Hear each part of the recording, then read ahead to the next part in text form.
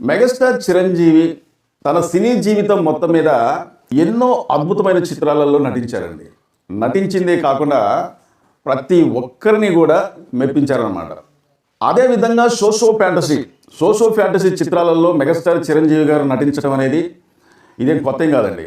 జగదేక వీరుడు అతిలోక సుందరి ఈ చిత్రంతో మెగాస్టార్ నట విశ్వరూపం ఏంటో, అతనికి ఒక మంచి సినిమా కానీ పడితే కలెక్షన్ల పరంగా ఎలాంటి రికార్డు సృష్టిస్తాడో జగదేక వీరుడు అతిలోక సుందరి సినిమాతో మనం చూసామన్నమాట. ఆ సినిమా దాదాపు 35 సంవత్సరాలు పూర్తి చేసుకుందనమాట. ఇప్పుడు ఆ సినిమా గురించి నేనెందుకు చెప్తున్నానంటే, మెగాస్టార్ చిరంజీవి తనను ఆరాధించే అభిమానించే అభిమానులకు అలాంటి మరో చిత్రం కావాలన్న ఉద్దేశంతోనే వశిష్ఠ దర్శకత్వంలో రూపొందిస్తున్న చిత్రం విశ్వంబర.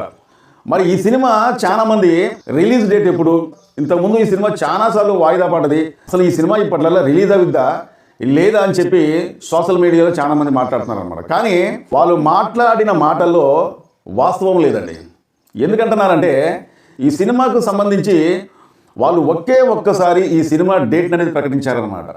2025 జనవరి 10వ తారీఖు 9వ తారీఖు నాకు అంత గుర్తులేదు, కానీ ఆ సంవత్సరం వస్తుందని చెప్పి వాళ్ళు అధికారికంగా ప్రకటించారండి. అధికారికంగా ప్రకటించింది వాళ్ళు ఒక్కసారి అయినా కానీ సోషల్ మీడియాలో మాత్రం దాదాపు ఒక 4-5 సార్లు వాయిదా పడ్డట్టుగా చాలా మంది మాట్లాడుకుంటా ఉంటారన్నమాట. మనం అందరం కూడా గమనించాల్సింది ఏంటంటే, ఈ సినిమా ఎప్పుడు కూడా వాళ్ళు 4-5 సార్లు డేట్ అనేది చెప్పి, లేకపోతే జనవరిలో వస్తుంది, ఫిబ్రవరిలో వస్తుంది, మార్చిలో వస్తుంది, లేకపోతే ఈ సంవత్సరం వస్తుంది, ఆ సంవత్సరం వస్తుందని చెప్పి వాళ్ళు ఇంతవరకు ఎప్పుడు కూడా అధికారికంగా చెప్పలేదు.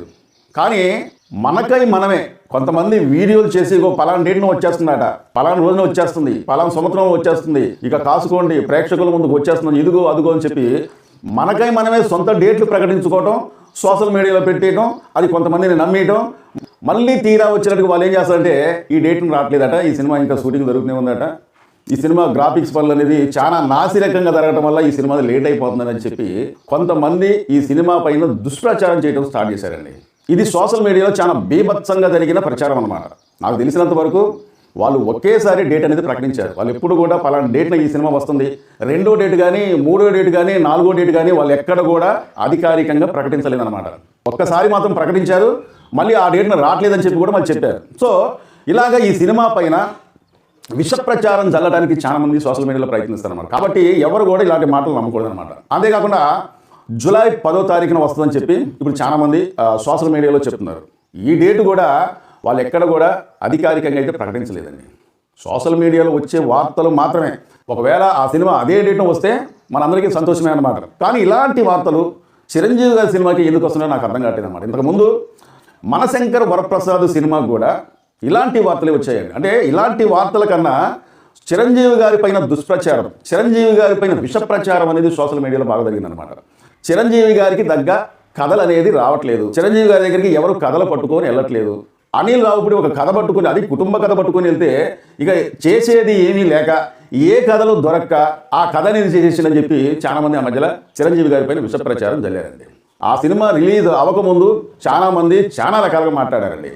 సోషల్ మీడియాలో ఆ విధంగా మాట్లాడే వాళ్ళకి గట్టి సమాధానంగా మనశంకర్ వరప్రసాద్ ఆ విజయమే సమాధానం చెప్పిందనే చెప్పుకోవచ్చు అనమాట. ఎందుకంటే మనం ఎన్నిసార్లు ఎన్ని విధాలుగా మాట్లాడినా కానీ ఎవడో ఒకడు ఏదో రకంగా ఒక రాయి చేద్దాం, ఒక మాట అనేసేద్దాం, చిరంజీవి గారిని ఏదో రకంగా మాట్లాడతామంటారన్నమాట. అంతేకాకుండా ఇక్కడ ముఖ్యంగా మనం చెప్పుకోవాల్సింది ఏంటంటే, విశ్వంబర సినిమా దాదాపు ఇంకో 2-3 నెలల్లో ఈ సినిమా ఎట్లా మన ముందుకు వచ్చేస్తుంది. ఎందుకంటే దాదాపు ఈ సినిమాకు సంబంధించి VFX పనులు మొత్తం కూడా ఇంచుమించు మొత్తం కూడా పూర్తయిపోయినట్టుగా వార్తలు వస్తున్నాయి అన్నమాట.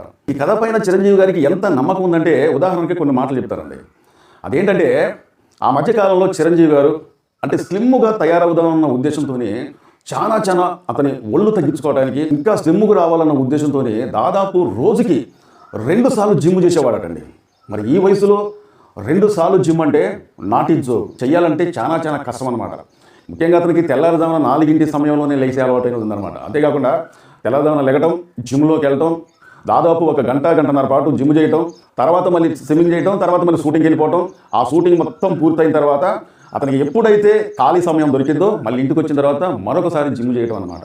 అలాగే ఒక్కసారి కాదండి, 2 సార్లు, రోజుకు 2 సార్లు జిమ్ చేస్తూ తయారవడానికి ప్రయత్నిస్తున్నాడంటే ఈ సినిమా పైన చిరంజీవి గారికి ఎంత నమ్మకం, ఆ కథ పైన ఎంత నమ్మకం ఉందో ఒకసారి మనం అర్థం చేసుకోవాలన్నమాట. అంతేకాకుండా చిరంజీవి గారు ఈ సినిమాలో ఒక ఫైట్ చిత్రీకరిస్తున్నప్పుడు ఎక్కువ ఫైట్ మాస్టర్లు, ఆ సినిమాకి సంబంధించిన ఫైట్ మాస్టరు వీళ్ళందరూ ఆ ఫైట్కు సంబంధించి ఆ షూటింగ్ జరిగేటప్పుడు చిరంజీవి గారు ఫైట్ చేస్తూ ఉంటే ఈ దుమ్ము ధూళి ఇదంతా లెగుస్తూ ఉంటారు. అంటే పక్క నుండి వాళ్ళే ఎంత దుమ్ములాగానే లేపుతూ ఉంటారు.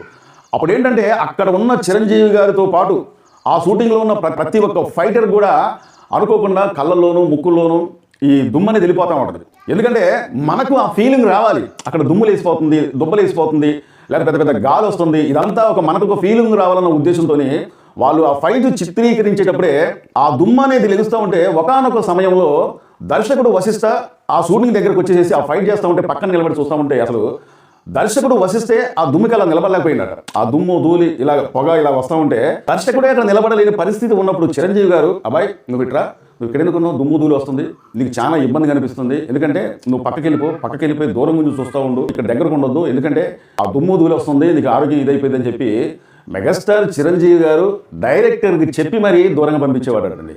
అంతేకాకుండా ఒక దర్శకుడు కాబట్టి అతను అక్కడ చేసేదేం లేదు, ఎందుకంటే ఓన్లీ చూడటం వరకు. అక్కడ ఎక్కువ చేపించేది ఎవరంటే ఫైట్ మాస్టర్ మాత్రమే ఆ ఫైట్ మొత్తం చిత్రీకరిస్తూ ఉంటారు అనమాట.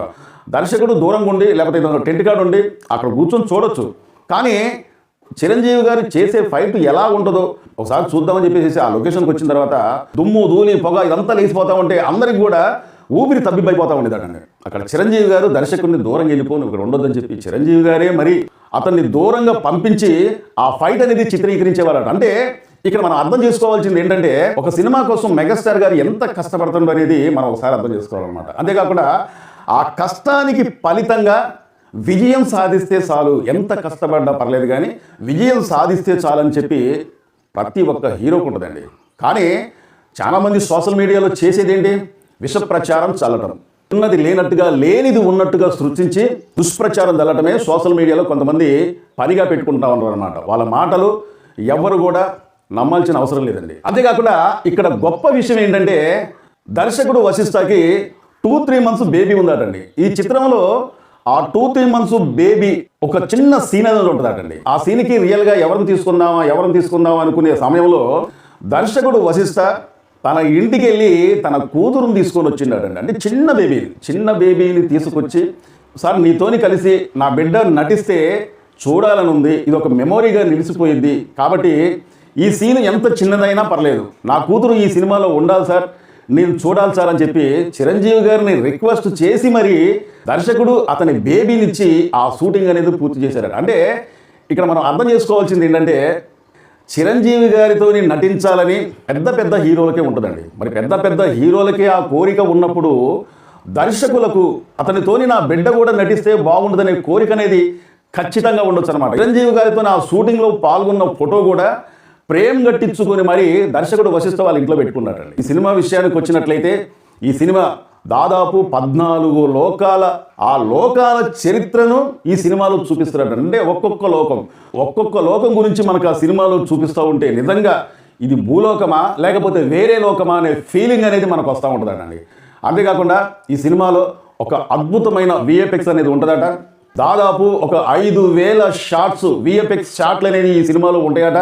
ముఖ్యంగా సోషల్ మీడియాలో వచ్చే వార్తల ప్రకారంగా చిరంజీవి గారికి ఈ సినిమాలో దాదాపు ఒక 5 చెల్లెలు ఉంటారన్నట్టుగా తెలుస్తుందండి. మరి 5 చెల్లెలు అనేది చిరంజీవి గారికి 5 సిస్టర్లు ఉంటారంటేనే ఆ 5 సిస్టర్లతో ఒక బలమైన కథ ఏదో ఉంటుంది అన్నట్టుగా అనిపిస్తుంది అనమాట. ఫస్ట్ ఈ సినిమాకి అనుకుంది ఏంటంటే ఇంచుమించు 200 కోట్ల రూపాయలు అన్నట్టుగా అనుకున్నాను. కానీ ఈ కథ అనేది ఆషామాషా కథ అయితే కాదండి. ఎందుకంటే ఈ కథకు ఖచ్చితంగా ఇంచుమించు 400 కోట్ల రూపాయలంటే దాదాపు ఒక 3 సంవత్సరాల పైగా ఈ సినిమాని చిత్రీకరిస్తున్నారనమాట. 3 సంవత్సరాల పైగా ఈ సినిమాని చిత్రీకరిస్తున్నారంటే ఈ సినిమాలో విఎఫ్ఎక్స్ అనేది ఎంత బలమైన పాత్ర పోషిస్తుందో మనం ఒకసారి అర్థం చేసుకోవాలి. ఇదండి ఈరోజు వీడియో. చాలామంది మా వీడియోలు చూస్తున్నారు కానీ చాలామంది సబ్స్క్రైబ్ చేసుకోకుండా చూస్తున్నారండి. మీరు సబ్స్క్రైబ్ చేసుకుంటే మమ్మల్ని ఎంకరేజ్ చేసినట్లు లెక్క. మీరు సబ్స్క్రైబ్ చేసుకున్నంత మాత్రాన ఎవరికి కూడా ₹1 కూడా ఖర్చు అయ్యేది ఏం లేదండి. దాదాపు 1000 సబ్స్క్రైబర్స్కి దగ్గరగా మనం ఉన్నాం. కాబట్టి మీరు చూసే వారందరూ కూడా నా ఛానల్కు సపోర్ట్ ఇస్తూ నన్ను సపోర్ట్ చేస్తారని చెప్పి కోరుకుంటూ ఈ 1000 సబ్స్క్రైబర్స్ను కూడా పూర్తి చేస్తారని చెప్పి మరీ కోరుకుంటూ మా వీడియో నచ్చితే సబ్స్క్రైబ్ చేసుకోండి. మరో వీడియో కోసం ఎదురు చూడండి. Thank you.